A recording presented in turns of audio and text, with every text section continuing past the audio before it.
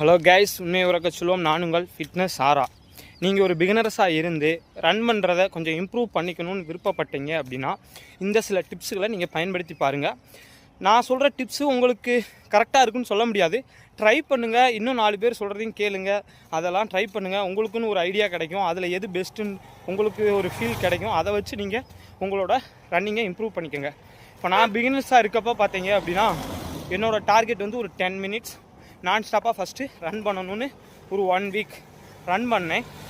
அப்படி ரன் பண்ணுறப்ப பார்த்தீங்க அப்படின்னா அந்த 10 மினிட்ஸ்க்குள்ளே எவ்வளோ டிஸ்டன்ஸ் கவர் பண்ண முடியுது, எவ்வளோ கிலோமீட்டர் என்னால் நான் ஸ்டாப்பாக ரன் பண்ண முடியுதுன்னு செக் பண்ணி நான் வச்சுக்கிட்டேன்.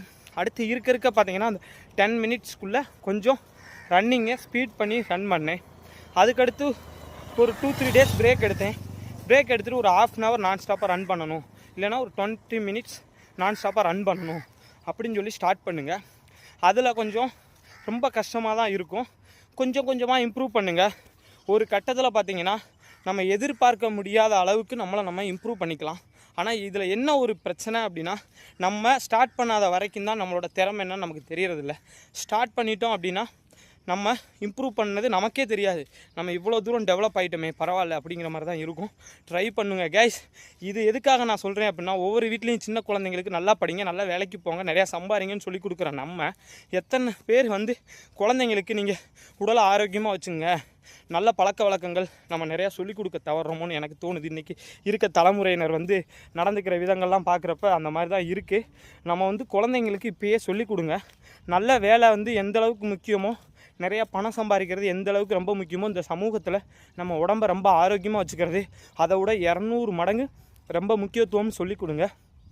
ஏன் அப்படின்னா, நீங்கள் இளைய தலைமுறையினருக்கு நீங்கள் பெரிய செல்வத்தை சேர்த்து வச்சுருந்தா கூட ஒரு தரமான ஆரோக்கியம் இல்லை அப்படின்னா அவங்களால அதை முழுமையாக கூட பயன்படுத்திக்க முடியாது.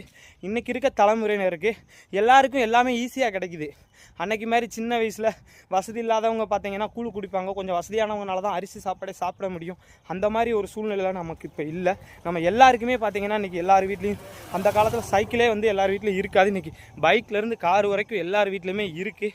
ஆனால் இதில் இருக்க ஒரே பிரச்சனை என்னென்னா, யாரெல்லாம் ஆரோக்கியமாக இருக்காங்களோ அவங்க வந்து அந்த வாழ்க்கையை முழுமையாக பயன்படுத்திக்கிறாங்க. நம்ம ஏழையாக பிறக்கிறதே வந்து பார்த்திங்கன்னா இன்றைக்கி ஒரு பெரிய வர மாதிரி ஆயிடுச்சு. ஏன்னா ஏழைகளுக்கு நிறையா தேவையில்லாத பிரச்சனைகள் வர்றதில்லை. Thank you guys. நான் இன்றைக்கி சொன்ன பதிவு உங்களுக்கு பயனுள்ளதாக இருக்குன்னு நினச்சி தான் நான் அடுத்தடுத்த வீடியோ ரெடி பண்ணிகிட்ருக்கேன். Thank you guys. உண்மையை உறக்க சொல்லுவோம். நான் உங்கள் ஃபிட்னஸ் ஆரா.